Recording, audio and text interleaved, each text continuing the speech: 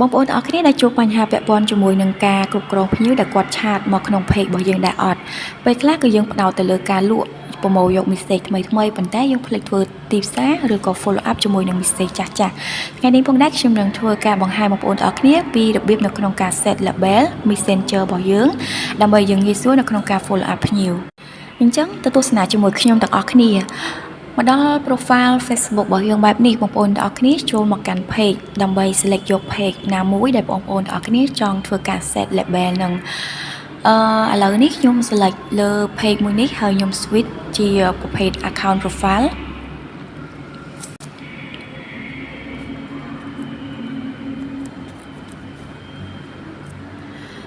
បន្ទាប់មកទៀតខ្ញុំបានចូលមកដល់ផ្ទាំងpage profile របស់ខ្ញុំហើយបន្ទាប់មកបងប្អូនទាំងអស់គ្នាមើលឆ្វេងដៃហើយស្វែងរកពាក្យថា Meta Business Suite ហើយ select លើពាក្យនេះមក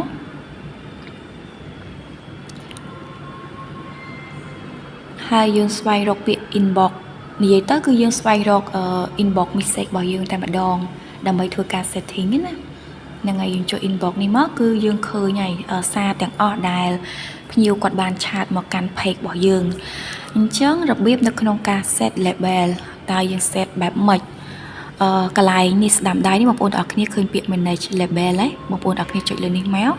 បងប្អូនទាំងអស់គ្នាអាចធ្វើការ note បានសម្រាប់ភ្ញៀវដែលគាត់ចាប់អារម្មណ៍ដែលយើងត្រូវ follow up ឬក៏ភ្ញៀវដែលគាត់បាន booking ឬក៏ភ្ញៀវដែលគាត់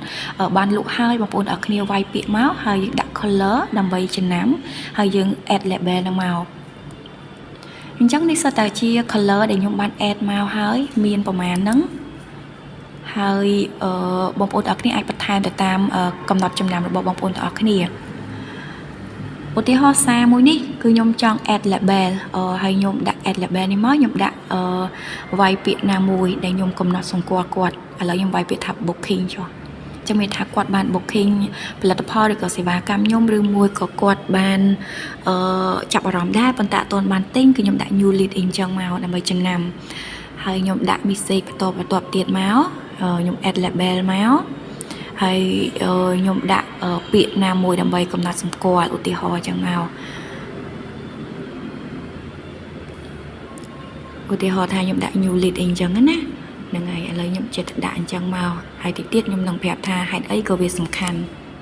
អញ្ចឹងមកដល់កន្លែង search នេះបងប្អូនទាំងអស់គ្នាគ្រាន់តែវាយពាក្យណាមួយដែលយើងបាន set label មកឧទាហរណ៍ថា new lead ហើយយើង search មកគឺយើងឃើញហើយនេះគឺទិន្នន័យភ្ញៀវទាំងអស់ដែលគាត់ចាប់អារម្មណ៍ប៉ុន្តែអត់ទាន់បានទិញមានថាគាត់នឹងជាភ្ញៀវរបស់យើងអញ្ចឹងយើងកំណត់បែបហ្នឹងមកស្នុកយើងងាយស្រួលផ្ដល់ជា promotion ឬក៏ follow up គាត់នៅពេលក្រោយទៀតហើយឧទាហរណ៍ខ្ញុំវាយពាក្យថា soul ហើយខ្ញុំ select មកខ្ញុំលុបពាក្យនេះមួយសិនហើយនេះខ្ញុំឃើញហើយនេះគឺសុទ្ធតែភ្ញៀវដែលគាត់បានទិញខ្ញុំដែលខ្ញុំបានកំណត់ណាហ្នឹងហើយអញ្ចឹងដោយសេវាកម្មខ្លះគាត់ទិញហើយគាត់ត្រូវបន្តបដូរប្រើប្រាស់សេវាកម្មណាមួយបន្ថែមទៀតគឺយើងងាយស្រួលនៅក្នុងការ follow up គាត់បន្ថែមទៀតឧទាហរណ៍ថាដោយប្រភេទម៉ាស៊ីនទឹកខ្ញុំអញ្ចឹងត្រូវការដូរ filter អញ្ចឹងអ្នកដែលគាត់ទិញពីខ្ញុំហើយគឺខ្ញុំ3ខែខ្ញុំ follow up គាត់ម្ដងអ្នកដែលគាត់បានទិញហើយអញ្ចឹងវាងាយស្រួលមែនទែននៅក្នុងការគ្រប់គ្រងទិន្នន័យភ្ញៀវដែលគាត់បានឆាតមក page របស់យើង